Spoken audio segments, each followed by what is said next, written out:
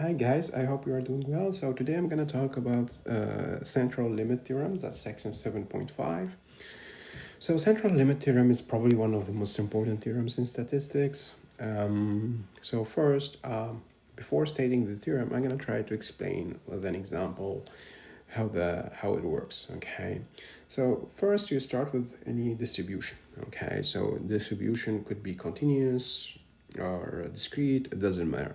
Okay, so we have this distribution with a variable x, and you have a population mean mu and a standard deviation sigma. So let's take an example of such a distribution. So let's say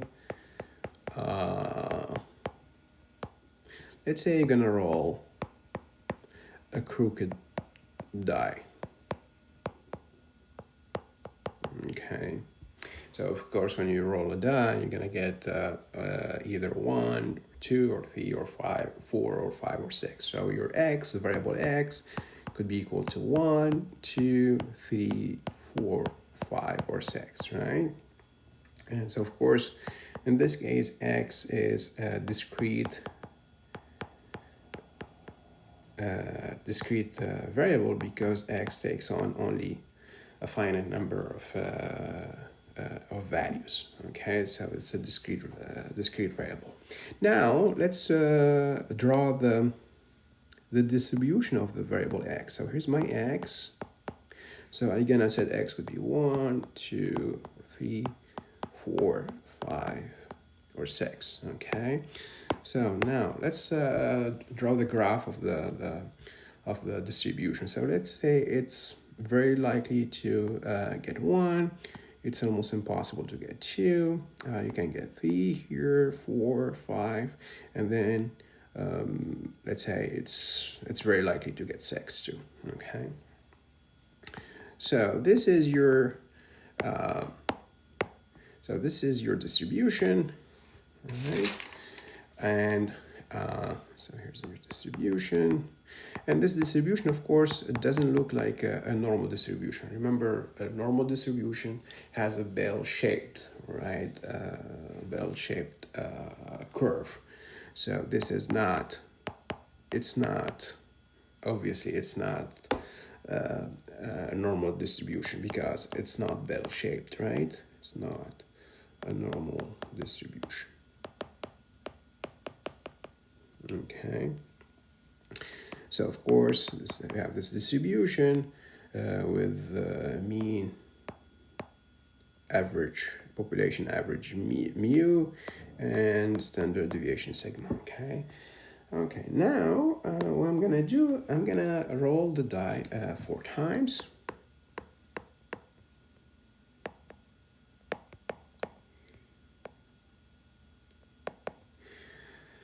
And I'm gonna repeat rolling the die over and over again, let's say 100 times. Okay, so 100 times.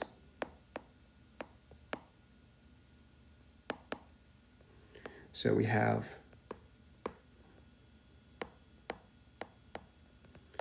a sample of size n equal to 100. Okay, so in the first,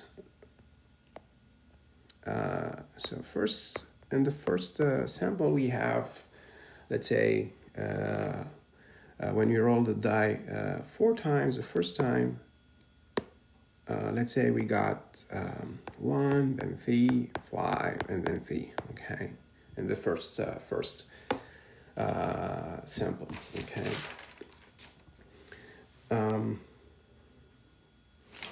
So here, what will be the sample mean here? So x bar would be, of course, equal to 1 plus 3 plus 5 plus 3 over 4, right? So that will be equal, x bar, it will be equal to 3. Okay, so the sample mean here is 3. Now, in the second sample, let's say we got 1, 3, 2, 4, and then x bar is 2.5, right? The average would be 2.5. The sample mean is 2.5. Again, here, third time, I rolled the die 4 times, and I got 1, 6, 6, and 3. So then the sample mean is 4. Let's say it has 4 here. 2, 2, 4, 4, and I got, so the average would be equal to, of course, to 3. And you keep rolling the die 4 times. So let's say in the 100th sample, I got, let's say 1, 1, 1, 1. So then,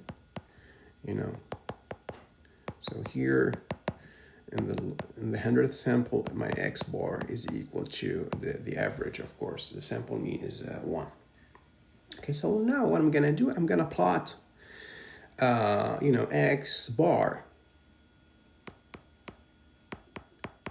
Okay, so I'm gonna plot X bar in the frequency table. So here's my, this is my X bar. So X bar could be 1 here. I have what? I have 2.5. So let's say this is 2, this is 3, this is 4. Okay. So I'm gonna plot the X bar. So my first X bar was 3. So I'm gonna plot like a dot here. So here's a dot. Okay, my first dot here, and then my second X bar is 2.5. So I have a dot here. My third X bar is 4. My fourth X bar is 3. So I'm gonna plot another dot over 3 here. So I have 2 dots over 3, etc., etc. So I'm gonna keep plotting the X bar. Like here, like in the 100th sample, X bar is 1. So I'm gonna have, of course, 1 dot on above 1. So I'm gonna keep plotting the dots, and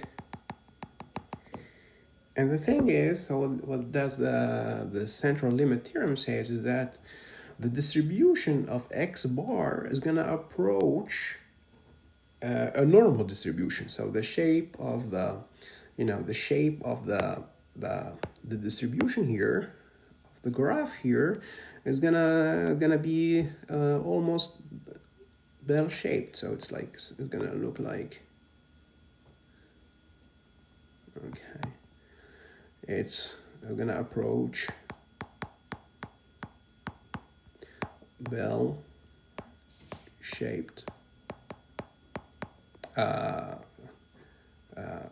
curve. So it's gonna approach a normal distribution. So you see the X bar is gonna approach a normal distribution. Okay, actually, as the size of the sample. So here the size of the samples here is 100. N is 100. But if I get a larger size, let's say 1,000, instead of just doing taking 100 samples, let's say you take 1,000, okay, then it's gonna really approach, as N gets large, it's gonna really approach a normal distribution. Okay, so my X bar, so again, you start with some here, your X, so this is here your X, so your X, of course, the distribution of X, it doesn't look like, it's not bell-shaped, right? However, your X bar, as N gets large, is gonna be bell-shaped, so it's gonna be it's gonna approach a normal distribution. Okay, so that's the central limit theorem. So let me just probably write down the theorem. So the theorem says, where is it? So here, there is this. So theorem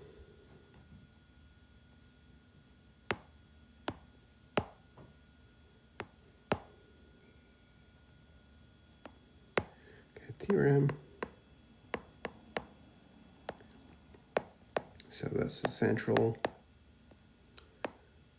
limit theorem.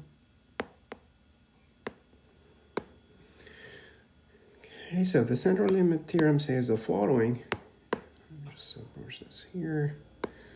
So the central limit theorem says the following. So you take any distribution.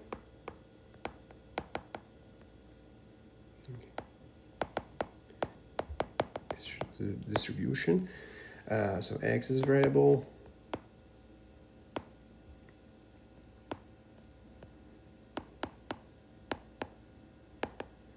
okay, with mean,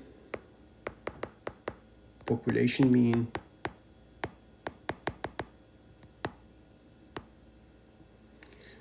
mu, and standard deviation sigma.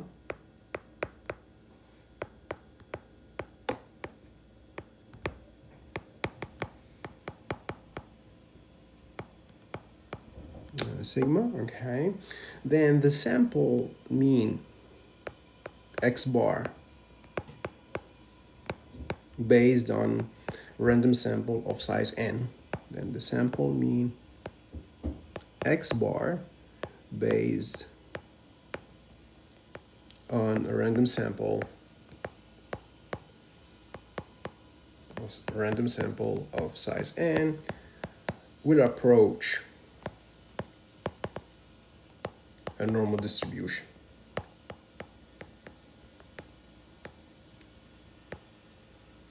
A normal distribution with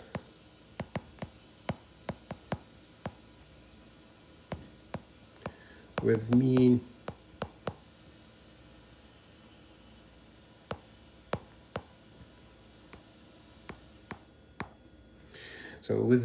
mu, actually, so the mean of the x bar, so mu x bar is going to be the same as the original mu. So here, when I roll the die here, I have my mean. So let's say here's somewhere my mean here, okay.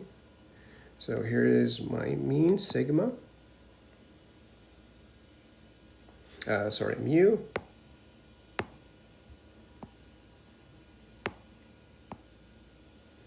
So here's my mean.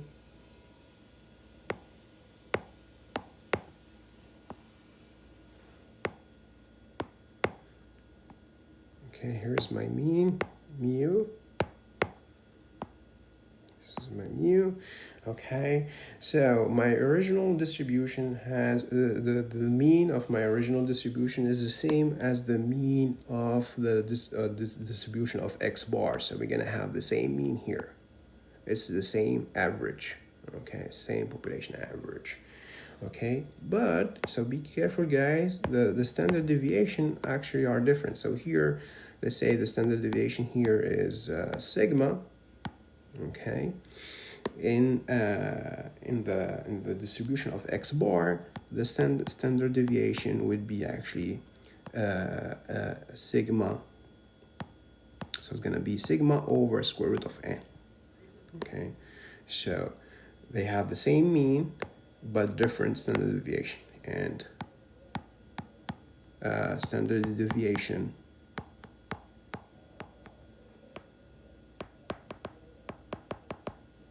sigma x bar. So sigma x bar means the standard deviation of the mean x, the sample mean x bar, okay? And the mean of the distribution of x bar is the same as the original population mean. So here the standard deviation sigma x bar, standard deviation of the sample mean, is equal to the original standard deviation over divided by square root of n, okay, as n gets large.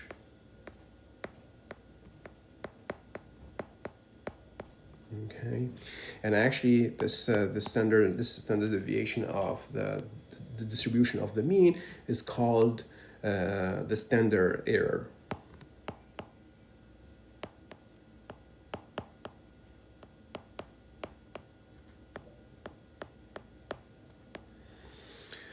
Okay, so let's do let's do an explicit example. So example here. So let's say x, the variable x, represent the dollar amount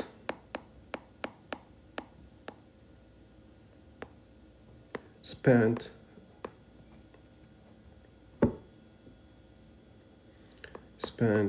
on supermarket impulse buying.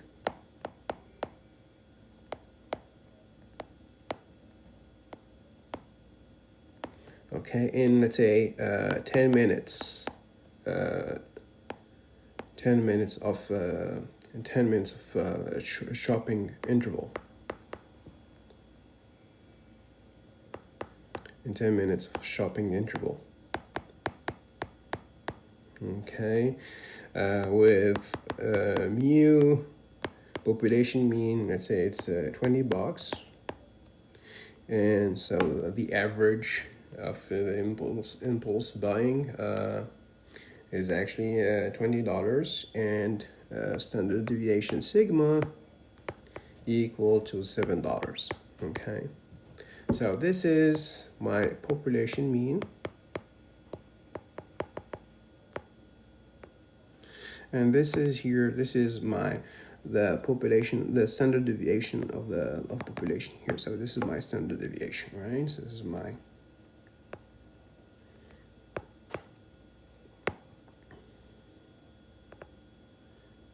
standard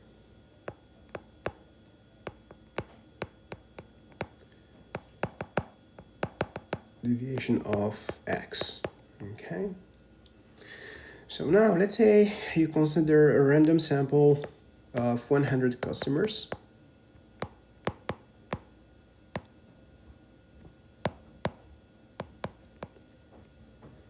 Sample N, so we have 100 customers, so N, 100 customers.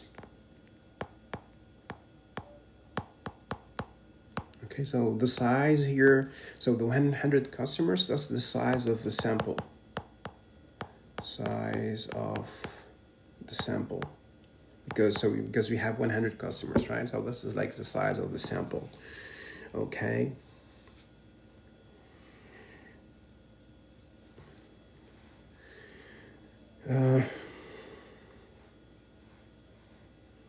And let's say, so we have this 100 customers, each of whom has, 10 minutes of impulse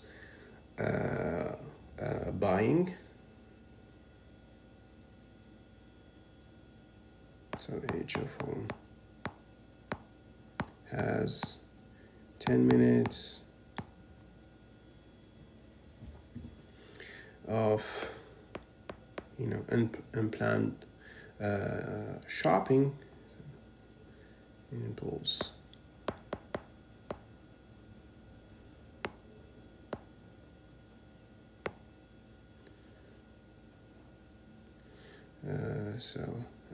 Of an unplanned shopping. Okay.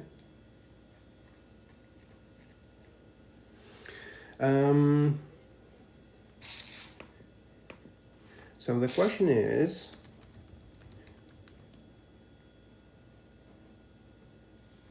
so let's say X bar is the average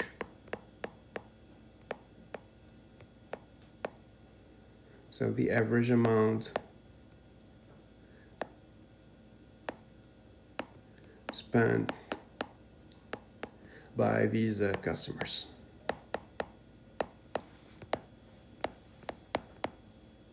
Okay, so we have this 100 customers, right? 100 customers. So the question is, what's the probability that X bar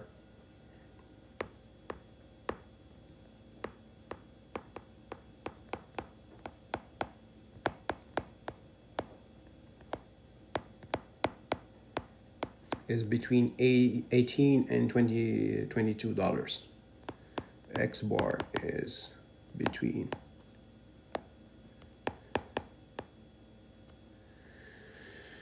$18 and $22. Okay. So this X bar, that's the sample. That's the sample mean, right? We have this sample of 100 customers. And the X bar, that's the average amount spent by these customers. So that's the sample mean. So this X bar, that's the sample mean. Okay. And we are looking for the probability that the X bar is between $18 and $22, right? Here's 22. So, well, here we can use the central limit theorem. So Why can we use the central limit theorem? Well, it's because, so this, we have this sample of size 100, right? So it's let's say it's large enough, right? And so we know, using by the central limit theorem, that x bar, the distribution of x bar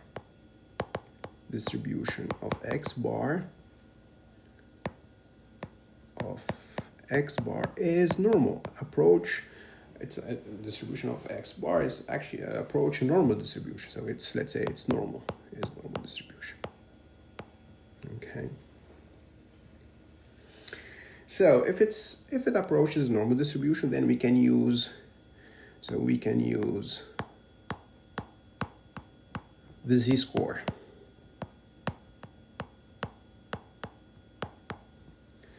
Right? So what I'm saying is, so we're looking for, so we want to compute probability that x bar is between 18 and 22, right? Probability that x bar is between 18 and 22. Well, so then that's equal. So if I use the z-score, so I'm going to convert x bar into z, into z-score. So that would be probability that, so remember how to convert, so z-score, remember here z should be equal to, x minus, so it's x bar, so it's my x here, so my x bar minus the average, mu, so it's minus mu, the average of x bar over the standard deviation of x bar. Okay. Again, because here I'm talking about x bar because of my variable here, it's x bar. That's my variable. So I want to convert my variable x bar into z-score. So I need to use the average, the mean of x bar and the standard deviation of x bar. Okay. So what's the average of, or the mean of x bar? So mu x bar, we said it's the same as the original mean, right? And the original mean, we said it's $20, so it's $20 here. Now, what's the standard deviation of the x bar? Well, we said it's supposed to be equal to the original standard deviation over square root of the size of the sample. So n, this is the size of the sample. So here we have 100 customers, right? So the original standard deviation was 7, right? So it's 7 over square root of, we have 100 customers, so that's square root of 100. So that's actually 7 over 10. Square root of 100 is 10, right? So 7 over 10, so that's 0.7. So the standard deviation of x bar is 0.7. So I'm gonna convert first the 18 into z-score. So that's 18 minus the mean, which is the same as the original mean, so it's minus 20, over the standard deviation of x bar, not x, because here, we are looking for probability that x bar is between 18 and 22. So our variable here, it's not x, our variable is x bar. So it's the standard deviation of x bar, and we said standard deviation of x bar is 0.7, so that's 0.7 here. Less or equal x bar, less or equal than 22, same thing, so 22 minus 20 over 0.7. So that would be equal to, so it's going to be negative 2.857, less or equal to x to z, less or equal to 2.857. Okay, now we know how to compute, this probability here. So z between these two values means that This is the probability that z less than 2.857 minus the probability that z is less than negative 2.857. Now use the table of z-score, the standard normal distribution, right? So that's 0. So if we check for 2.885, so it's gonna be 0.9979 minus, and if you check for the area corresponding to the left of negative 2.85, so that will be 0.0021. So the difference is equal 0.9958. So the probability that x bar is between 18 and 22 is actually 99.58%. Okay, so that's the answer. Anyway, guys, you can find more examples in the lecture notes, and I guess I'm gonna stop here, and I will see you next time. Thanks.